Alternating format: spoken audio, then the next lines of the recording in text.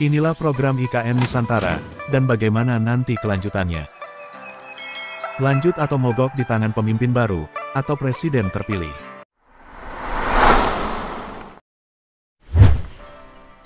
Pembangunan Ibu Kota Negara, IKN Nusantara, merupakan upaya pemerintah untuk mengusung pembangunan ekonomi yang inklusif, dengan menyebarluaskan magnet pertumbuhan ekonomi baru, sehingga tidak hanya bertumpu di Pulau Jawa semata.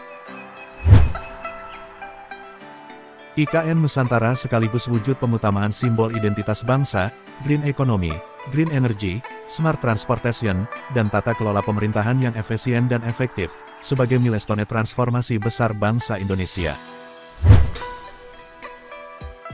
Dalam perjalanannya, IKN Nusantara sejak awal dirancang sebagai katalis, untuk membuka potensi ekonomi Indonesia secara keseluruhan, mendorong pertumbuhan, menciptakan lapangan kerja, dan mengurangi kemiskinan, dengan menjadikan IKN Nusantara sebagai simbol identitas bangsa, serta pusat gravitasi ekonomi baru, yang diharapkan dapat membawa multiplier effect, dengan menjadikan epicentrum pertumbuhan yang akan semakin merata ke wilayah luar Jawa, guna mendukung pembangunan Indonesia sentris, menuju Indonesia Maju 2045. IKN Nusantara, diharapkan akan mampu menyebarluaskan manfaat pembangunan ekonomi. Jika IKN dipindah ke provinsi yang memiliki konektivitas dengan provinsi lain yang baik, peningkatan arus perdagangan lebih dari 50% wilayah Indonesia dapat terjadi.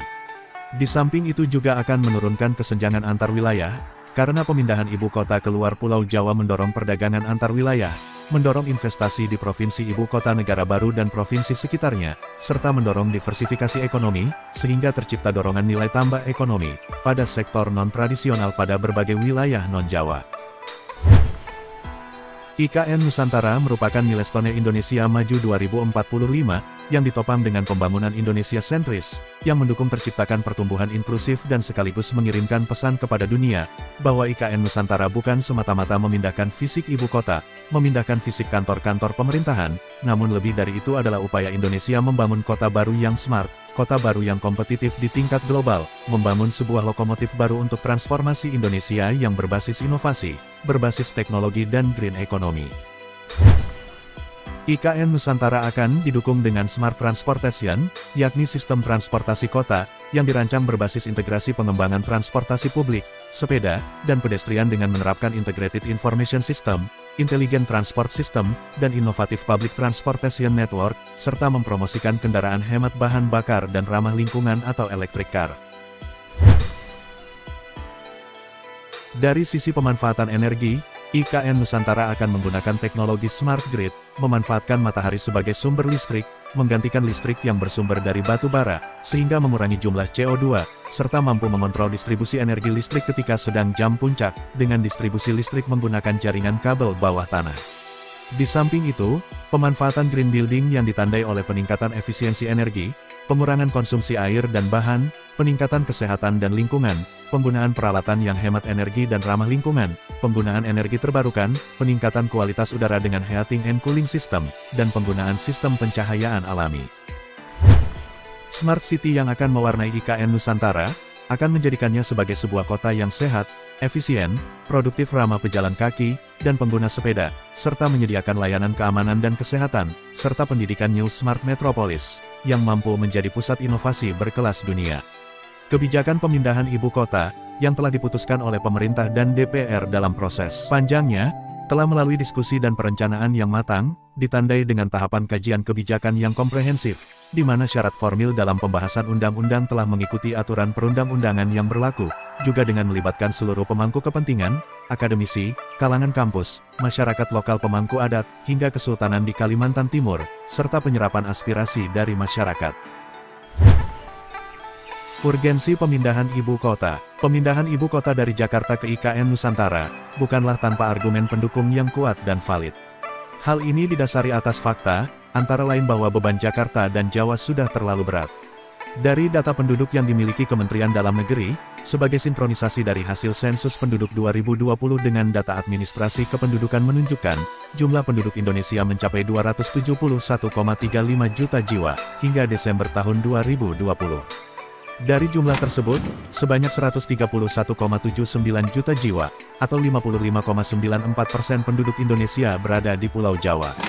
Proporsi penduduk Indonesia yang berada di Sumatera mencapai 21,73%. Sebanyak 7,43% penduduk Indonesia berada di Sulawesi. Kemudian 6,13% penduduk Indonesia berada di Pulau Kalimantan. Tingginya proporsi penduduk yang mendiami pulau, mengakibatkan beban bagi Pulau Jawa, khususnya Jakarta sudah semakin berat, terutama dalam hal kepadatan penduduk, yang berimplikasi menimbulkan beragam masalah turunan, diantaranya kemacetan lalu lintas yang sudah terlanjur parah, demikian pula dengan polusi udara dan air. Kemacetan lalu lintas di Jakarta menurut riset World Bank 2019, telah mengakibatkan kerugian ekonomi sebesar 65 triliun per tahun. Jakarta masuk dalam kategori kota dengan tingkat kemacetan sebesar 53%. Jakarta berada di peringkat 10 sebagai kota termacet di Asia. Akibat kemacetan tersebut, peningkatan 1% urbanisasi di Indonesia, hanya bisa meningkatkan 1,4% PDB per kapita. Kontribusi ekonomi Jawa terhadap pertumbuhan ekonomi Indonesia, atas produk domestik bruto sangat mendominasi, atau Jawa sentris. Hal ini dapat dicermati dari data Badan Pusat Statistik 2018.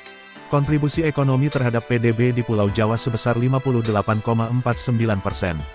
Sebanyak 20,85% diantaranya disumbang oleh Jabodetabek. Sementara itu, pertumbuhan ekonomi di Pulau Jawa sebesar 5,61%. Selain populasi, pemerintah menganggap ketersediaan air bersih menjadi salah satu fokus pemerintah dalam menentukan lokasi ibu kota baru. Berdasarkan data Kementerian Pekerjaan Umum dan Perumahan Rakyat, Pulau Jawa khususnya Jakarta mengalami krisis air yang cukup parah. Sebagaimana kita ketahui bersama, isu mengenai tenggelamnya Jakarta telah lama dibahas. Sejumlah kajian menyebutkan bahwa Jakarta terus mengalami penurunan permukaan tanah, mencapai 10 hingga 12 cm per tahun, yang diikuti dengan krisis air bersih. Pada tingkat global, Jakarta terancam tenggelam telah menjadi isu internasional, setelah Presiden Amerika Serikat Joe Biden mengungkap prediksi, bahwa DKI Jakarta bakal tenggelam dalam 10 tahun ke depan, yang disampaikan dalam pidato tentang perubahan iklim di kantor Direktur Intelijen Nasional AS, Selasa tanggal 27 Juli tahun 2021. Perpindahan ibu kota bukan hal baru. Sebelum Indonesia, beberapa negara telah mengubah ibu kota mereka dan menoreh beragam dampak positif. Salah satu negara yang pernah melakukan pergantian ibu kota adalah Brazil, dari Rio de Janeiro ke Brasilia. Pemindahan ibu kota yang dilakukan oleh Brazil didasarkan pada beberapa faktor, terutama kelebihan penduduk yang dialami oleh ibu kota sebelumnya. Sebuah studi oleh Quaestorf 2015, mengupas dampak-dampak utama dari perubahan ibu kota yang dialami Brazil. Studi tersebut menunjukkan bahwa perubahan ibu kota memiliki dampak positif yang signifikan, terhadap aspek-aspek ekonomi ibu kota baru. Seperti jumlah pekerjaan dan pendapatan. Di sisi lain, ibu kota sebelumnya tidak mengalami pengurangan signifikan, dari segi pendapatan dan jumlah pekerjaan. Contoh lain dari pemindahan ibu kota yang berjalan lancar adalah Nigeria, yang memindahkan ibu kotanya dari Lagos ke Abuja. Sama halnya dengan Brazil, pemindahan ibu kota yang dilakukan oleh Nigeria tidak banyak mempengaruhi ibu kota yang lama. Di kasus Nigeria, relokasi pegawai pemerintah dari Lagos tidak mempengaruhi aspek ekonomi Lagos, dan Lagos tetap mempertahankan statusnya sebagai pusat komersial Nigeria. Akan tetapi menurut Quaestorf, ibu kota lama hanya tidak akan terdampak secara negatif, apabila perpindahan ibu kota dilakukan secara bertahap. Berhubungan dengan hal tersebut, Bappenas telah merincikan tahap pemindahan ibu kota, yang diawali dengan pembangunan infrastruktur utama, dan kemudian diikuti pembangunan infrastruktur dasar, lalu pengembangan pusat inovasi dan ekonomi. Tidak hanya dalam tahap pembangunan, relokasi pegawai pemerintahan antara kedua kota juga akan dilakukan secara bertahap. Vadim Rosman, seorang profesor dari Higher School of Economics di St. Petersburg, Rusia, menjelaskan bahwa ada beberapa dampak positif dari pemindahan ibu kota.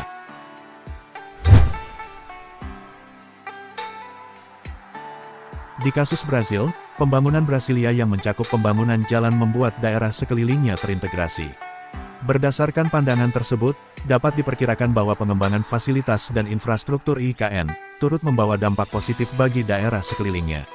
Kita tentunya berharap, tahapan dan kontinuitas pemindahan ibu kota dapat kita lalui dengan lancar, dan energi beragam komponen bangsa dapat kita sinergikan, menjadi kekuatan dahsyat dalam mendukung terwujudnya kota masa depan, yang berperan sebagai katalis kemajuan Indonesia, dengan mewujudkan sebuah smart city yang ramah lingkungan. IKN diharapkan dapat menjadi magnet pertumbuhan ekonomi baru, dan sentra inovasi dalam mengakselerasi Indonesia Maju 2045.